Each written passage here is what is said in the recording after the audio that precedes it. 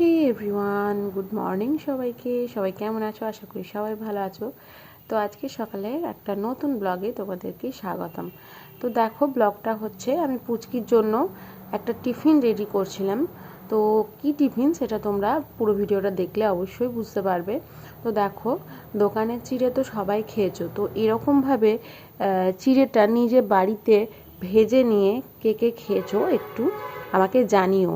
তো দোকানের চিড়েটা বেশি ভালো লাগে নাকি এই চিড়েটা ভালো লাগে, তোমরা অবশ্যই কিন্তু বানিয়ে টেস্ট করে দেখে তারপর জানাবে। তো দেখো, আমি কিন্তু একটু ঘি নিয়ে নিয়েছি, তারপর সেখানে একটুখানি শুকনো লঙ্কা একটা আর একটু জিরে, তাতে ফোড়ন দিয়ে এবার কাঁচা চিড়েটা ভালোভাবে বেছে নিয়ে তার মধ্যে দিয়ে দিয়েছি। তো এইভাবে একটুখানি নাড়াচাড়া করে নেব।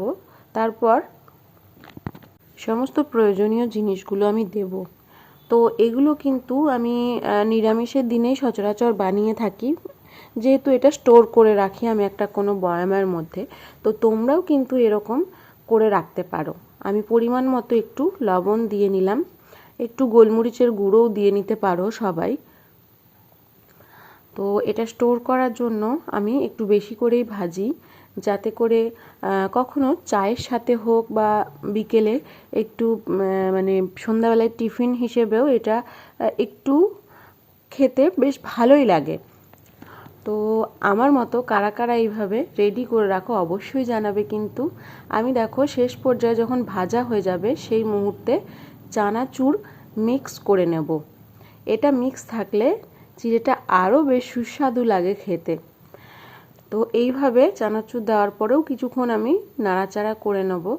তারপর এটা ভাজা হয়ে গেলে একটা পাত্রের মধ্যে ঢেলে রেখে এটাকে আমি ভালোভাবে ঠান্ডা করে নেব। বিকজ গরমটা তো কোনো বয়মে ভরা যাবে না, বা গরম ভরলে সেটা তাড়াতাড়ি নষ্ট হয়ে যাবে। তো এইভাবে ঠান্ডা করে নেব, তারপর কোনো একটা বয়মের মধ্যে, পরিষ্কার বয়মের মধ্যে স্টোর করে নেব। তো এই দেখো, আমার চিড়ে ভাজা কিন্তু রেডি।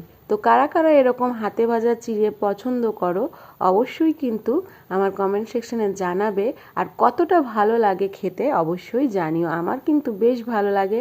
আর তোমাদের কেমন লাগলো ভিডিওটা অবশ্যই কিন্তু আমার কমেন্ট সেকশনে এসে জানিও তোমরা।